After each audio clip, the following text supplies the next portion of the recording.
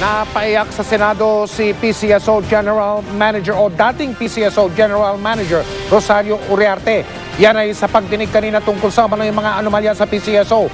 Nagmakaawa siyang wag na siyang usisahin alang-alang sa kanyang pamilya pero hindi pumayag ang mga senador. Nakatutok si Lia Manyala. Nakikiusap mo ako sa inyong lahat. Mapagalang-galang, Senador. Humihiling po ako ng inyong pangunawa. Ako naman po ay nakahandang humarap sa anumang korte kung saan ko maaaring sagutin ang lahat ng akusasyon at ebidensya na ipinupukol nila sa akin. Para mapatunayan ko po na ako ay inosente at may paliwanag lahat ng matayan ng aking mga naging desisyon. Maawa po kayo sa aking pamilya. Huwag na lamang po Nagmakaawa na si dating PCSO General Manager Rosario Uriarte sa mga senador kanina na huwag na siyang usisain patungkol sa paggastos ng intelligence funds ng Philippine Charity Sweepstakes Office o PCSO. Dahilan niya, may nakabinbin na siyang plunder charge sa Ombudsman. I therefore appeal for your understanding, Mr. Chairman, Honorable Senators. My duty to my family who have suffered impel me to invoke my constitutional right to remain silent and not to give further statements which will certainly be used against me. Pero hindi pumayag ang mga senador. That you cannot claim a blanket authority. Taliwas sa kwento ni Uriarte, sabi ni DFA Undersecretary for Migrant Workers Esteban Conejos, 15 million pesos lang at hindi 20 million pesos ang ibinayad nilang blood money para sa tatlong OFW sa death row noong 2009 sa Saudi. Nagbayad din sila ng 17 million pesos na blood money para sa isang OFW na nasa death row sa Kuwait. Ms. Uriarte, sino po ang nag-utos sa inyo na gamitin yung intelligence funds para sa blood money? I will just remain silent and exercise my right against self-incrimination, Your Honor. Pakiusap lamang po. Kailangan ko po may pagtanggulan sarili ko dahil wala pong bail yung kaso na yun, Your Honor. Okay. Bukod sa blood money, ginamit din daw ng PCSO ang 116 million pesos sa Intel Fund nito para sa kidnapping, bomb threat at terrorist activities. Bakit naman pati yung bomb threat, yung kidnapping, destabilization, and terrorism ay ginagamit na justification for liquidating intelligence fund? Ay nagkakaroon po ng mga threats, na bomb threats. At ganoon din po yung aming mga lotto operators, nakakakuha rin po ng mga ganyan na threats during mga jackpots, lalo na po pagka may mga jackpots. Marami pong nakawanan na. Kung pinalusot na ng mga senador ang pagsagot ni Uriarte sa issue ng intelligence funds, hindi naman pinalagpas ni Senator Franklin Drilon ang biglang yaman ni Uriarte noong 2008. Sa Statements of Assets, Liabilities and Net Worth kasi nito, umabot sa 10.6 million pesos ang assets ni Uriarte noong 2008 mula sa dating 6.1 million noong 2007. Ang sweldo ni Uriarte noong 2008 umabot lang sa 610,000 pesos. Where this 4,597,000 came from?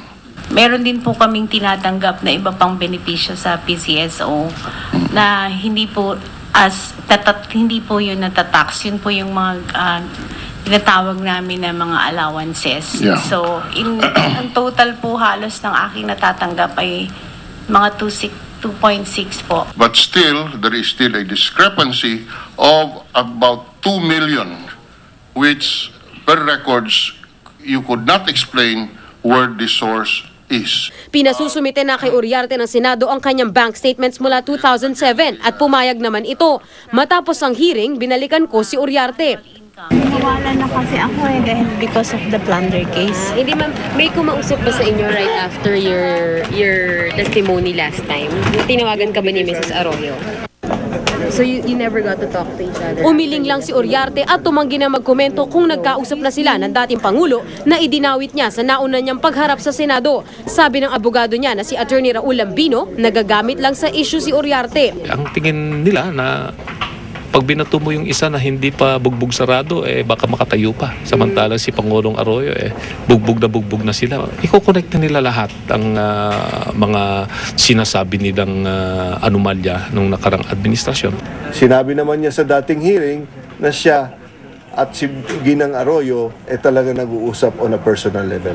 Sabi pa ni Lambino, pro bono ang serbisyo niya kay Uriarte bilang malapit na kaibigan. Wala raw kinalaman si Arroyo sa pagdepensa niya kay Uriarte kahit siya rin ang tumatayong legal spokesman ngayon ng dating Pangulo. Nagkainita naman sa pagdinig sina Senate President Juan Ponce Enrile at dating PCSO Chairman Manoling Morato.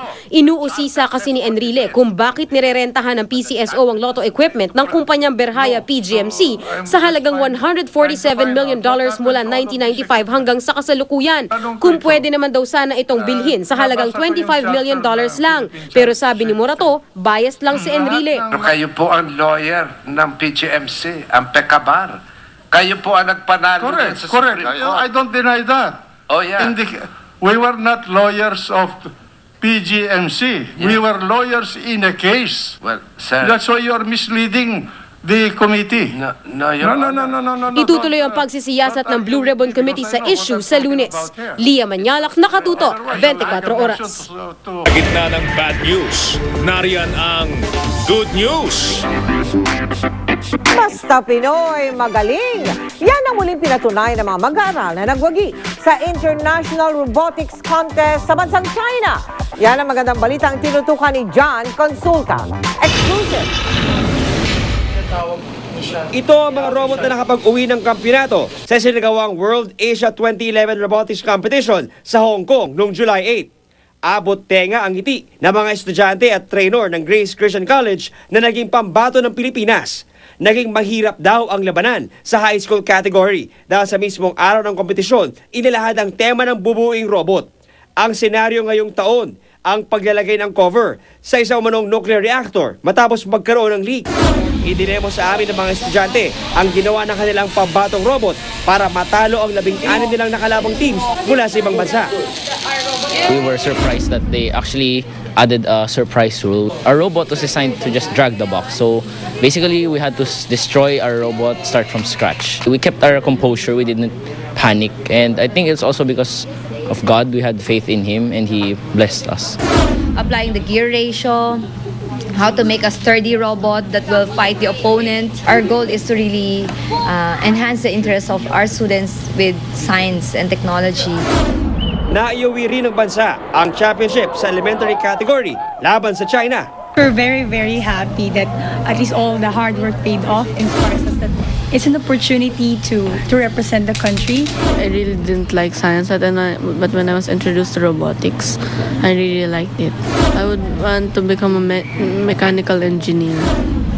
Ayon kay Dr. James Tan, presidente ng Grace Christian College at DOST Balik Scientist Awardee, proud daw sila na makapagdala muli ng karangalan para sa bansa. We are forced to be reckoned with in science, even in math, and especially in robotics. Robotics is not an end of itself, in itself. It's just an awareness of what you can do with science. Minsan pang napatunayan na kaya natin mga Pilipino makipagsabayan at manalo maging sa mga international competitions. Ang mahalaga lang, merong sapat na preparasyon, malaking puso para manalo at dasal sa Diyos na siya nagbibigay ng lahat ng mga talento. John Consulta, Nakatutok, 24 Oras.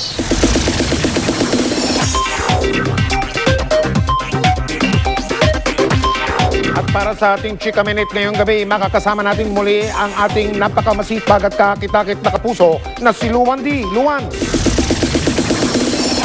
Thanks, Mike. Hello mga kapuso, ready na ba kayo sa mainit nating chikahan?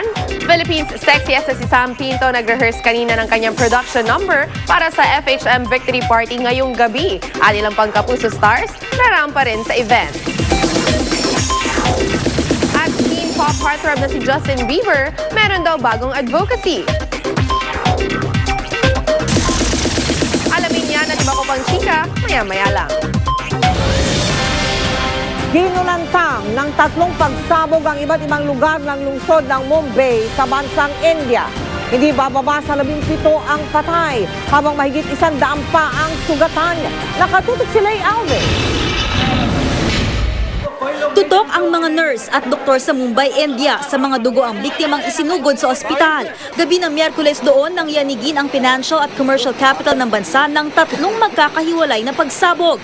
Ang pinakamalaking pagsabog nangyari sa Opera House kung saan ikinakalakal ang mga diamond jewelry. Naganap ang isa pang pagsabog sa isang precious metal market. Malapit naman sa linya ng tren nangyari ang ikatlong pagsabog. Ayon sa mga otoridad, hindi bababa sa 17 ang kumpirmadong patay. Mahigit 100 sugatan. Isinailalim na sa high alert ang iba pang lungsod gaya ng New Delhi. Patuloy pa rin iniimbestigahan kung sino ang mga nasa likod ng insidente. Pero ayon sa Home Minister ng India, posibleng ganti ang mga pagsabog sa mga pag-aresto sa ilang militante at sa pagkakabisto sa mga tangkang panggugulo. Kinundinan ng Amerika at ng United Nations Security Council ang mga pagsabog.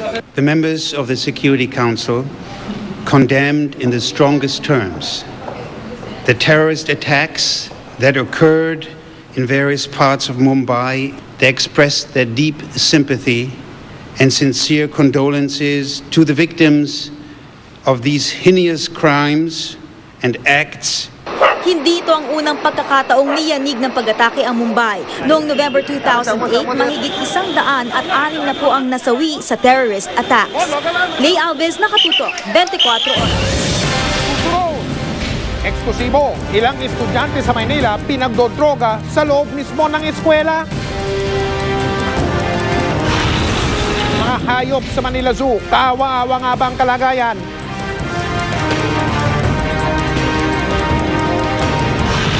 Pilipinas Scouts, sumabak na sa kanilang huling ensayo bago bumiyahe patungong Bahrain bukas. At ang pamimigay ng mga ticket para sa game show na Money Prizes dinaksa. Tututukan natin sa pagpapatuloy ng 24 oras.